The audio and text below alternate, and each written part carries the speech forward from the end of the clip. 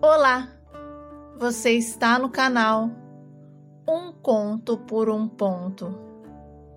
Eu te convido a curtir, a comentar, a compartilhar e se inscrever no nosso canal. Eu já estava com 50 anos e o meu príncipe ainda não tinha aparecido. Meus irmãos eram casados e alguns dos sobrinhos já tinham até filhos. E eu verdadeiramente ficando pra titia. Sabe uma brincadeira boba, mas que dói bem no fundo da sua alma? É quando alguém diz: "Você tá ficando pra titia, hein?" Meus irmãos faziam essa brincadeira e eu, para disfarçar, ria, zoava. Mas quando eles viravam as costas, eu entrava para dentro do meu quarto e chorava. E mostrava o que realmente eu sentia. Lógico que eu queria alguém para dividir a minha vida, meus dias, as datas especiais. Mas infelizmente eu não sei o que aconteceu, porque o tempo passou e não surgiu ninguém que valesse a pena. Era cada um que aparecia e pior, quando você chega numa certa idade, as pessoas acham que você está desesperada e começam a te apresentar qualquer um. Até um homem casado, infeliz no casamento, chegaram a me apresentar, com a desculpa de que vai que de repente ele é a tampa da sua panela. Tampa da minha panela só podia ser piada. O homem era casado. A tampa desse sujeito estava lá na casa dele, aguardando o infeliz chegar. Briguei com muita gente por conta disso. Apesar dos meus irmãos, cunhadas, acharem que eu era uma coitada solteirona, eu sabia do meu valor e sabia que no tempo certo ia acontecer, porque eu sou preciosa. Cansei de respirar fundo para não dar respostas atravessadas. Os meus pais eram idosos e, graças a Deus, tinham uma saúde de ferro. E sendo assim, eu podia viajar, conhecer coisas, lugares, pessoas. Eles eram os primeiros a me incentivar a sair. Diziam que eu trabalhava demais e me preocupava muito com eles, e que não era justo eu trabalhar a semana toda e ainda ficar o final de semana socada dentro de casa, jogando conversa fora com 2 velhotes. Eu até ouvi os conselhos deles. Saía com umas amigas, ia para algum point de encontro, mas ninguém se encaixava no meu quadrado. Parecia que os homens da noite só queriam farra, diversão, sabe? E se falasse de compromisso sério, eles disfarçavam. E quando você via, o garanhão já estava em outra mesa tentando a sorte. Teve um ano que eu pensei em fazer diferente. Ao invés de ir para a chácara com os meus pais, eu resolvi passar a virada de ano na casa de uma amiga, que prometeu que iria levar um pessoal legal, divertido, e que seria muito bom, pelo menos uma virada de ano, eu fazer alguma coisa diferente. Comentei com os meus pais e eles acharam ótimo. Ligaram para o meu irmão Dalci e combinou com ele de irem juntos para a chácara. Não sei se eu estava fazendo a coisa certa. Poxa, a gente passava toda a virada de ano juntos e eu, de repente, quero passar longe deles.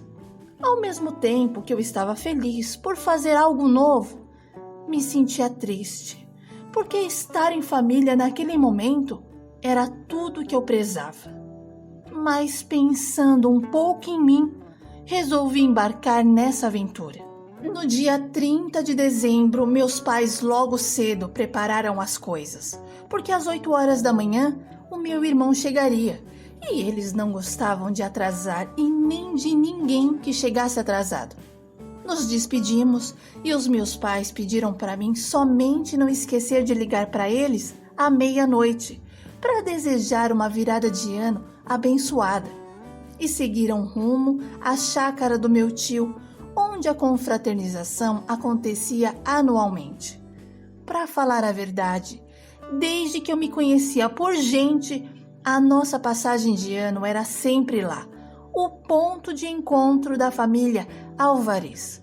Liguei para minha amiga, que ficou certo de que eu chegaria no dia seguinte, um pouco mais cedo, para ajudá-la a organizar as coisas. Meu dia foi corrido.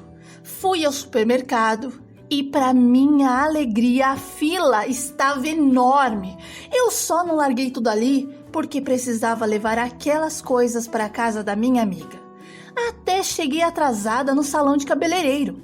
E você sabe, né, que nessa data, mesmo a cabeleireira sendo sua amiga, se a gente atrasa 1 minuto, já tem 200 na sua frente. E como eu estava afim de mudanças no meu visual, eu queria dar uma repaginada. E ela me sugeriu dar uma iluminada nos cabelos para ficar mais bonita, mais jovial. E não é que eu fiquei uma gata. No final da noite, dei uma ligadinha para os meus pais para saber como eles estavam, se estava tudo bem por lá. E eles me deixaram morrendo de inveja. Disseram que tinha tanta gente legal, diferente, uns amigos dos meus primos, e que a família toda estava chateada porque eu não tinha ido. E que depois a minha tia menininha iria me ligar para puxar a minha orelha. Mas no fundo, eu sabia que aquilo era só para me fazer me sentir importante. E meu pai, antes de desligar, disse: "Filha, se você de repente mudar de ideia, vem para cá." E eu ri do jeito palhacinho que meu pai tinha de falar e disse que tudo era possível ao que cresce. E ele soltou um: "Eu creio, viu?" Depois que desligamos, eu fui descansar, porque a minha amiga morava um pouquinho longe e eu ia gastar pelo menos 1h30 na estrada. Quando eu cheguei na casa da minha amiga, sinceramente, eu não gostei muito do ambiente. Me senti um pouco fora do meu habitat, sem contar que eu achei os convidados dela muito ousados. Eles já se aproximavam da gente, nos tocando, alisando o braço. E como eu não gosto desse tipo de intimidade, resolvi nem ficar. Inventei uma desculpa e fui embora. Tina, me conhecendo bem e sabendo que quando eu encasquetava com uma coisa, nada mudava o meu pensar.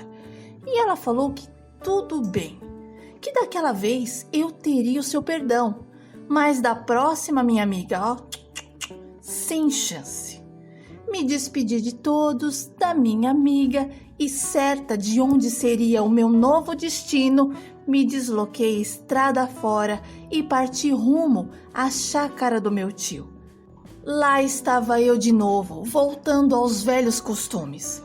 Mesmo sabendo que não teria a mínima possibilidade de encontrar alguém ali, pelo menos eu estaria mais uma virada de ano com os meus pais. E quando eu cheguei na chácara, fui recebida com tanto carinho pelos meus tios, primos, e tudo o que o meu pai disse pelo telefone era verdade. E não é que a tia menininha veio me dar um puxão de orelha. Foi tão gostoso estar em família. Era tanta gente diferente. Vizinhos que moravam ali mesmo por perto se juntaram naquele ano e eu estava rodeada de pessoas diferentes e eu achei legal. Um pessoal simpático que gostava de agradar. Nisso fui apresentada ao Tomás, filho de um vizinho do meu tio. Um rapaz interessante, educado, gentil. Só tinha um defeito. Era bem mais jovem do que eu. Enquanto eu estava na casa dos 50, o moço ia fazer 35. Na hora eu senti Era muito bom para ser verdade. Mas eu continuei a nossa conversa, porque pelo menos podia rolar uma amizade. E quem sabe ele tinha um irmão, um amigo mais velho. Mas o Tomás disse que não estava a fim de me apresentar a ninguém, porque ele tinha gostado de mim. E ele estava sentindo que eu era a cara metade dele. Eu logo joguei a real e falei: "Meu filho, Eu tenho 50 anos, idade suficiente para ser a sua mãe.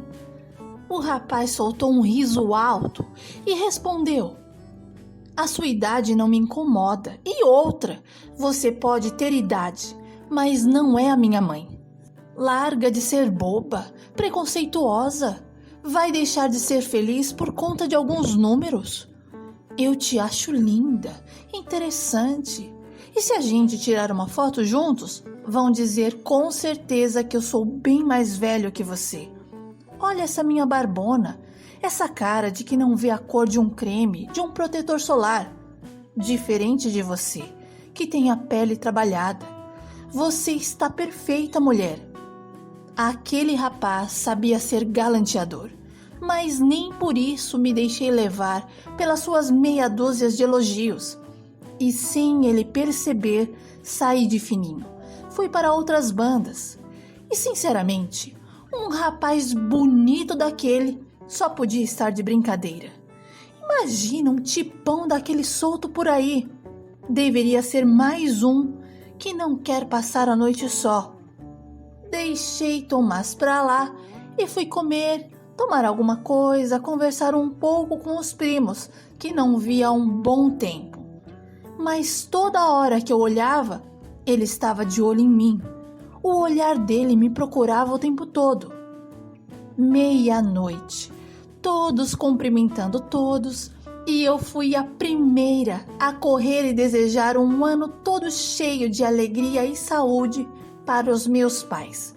Depois meus tios, tal, e por fim o Tomás. Tomás parou na minha frente e falou: vai continuar fugindo de mim ou vai dar uma chance para nós?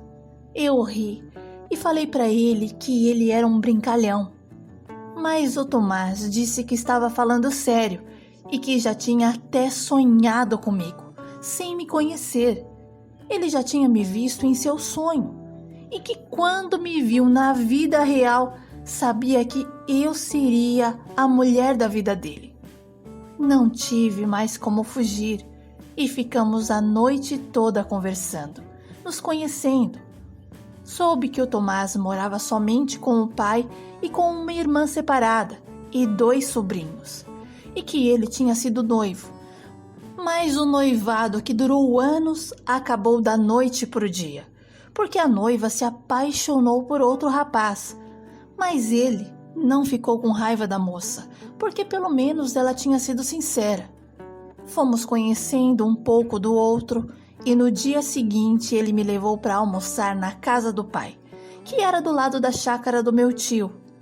A irmã dele foi super bacana, o pai contador de histórias, e me pegou para contar toda a sua trajetória e de como tinha conquistado aquele espaço que era tão importante para ele.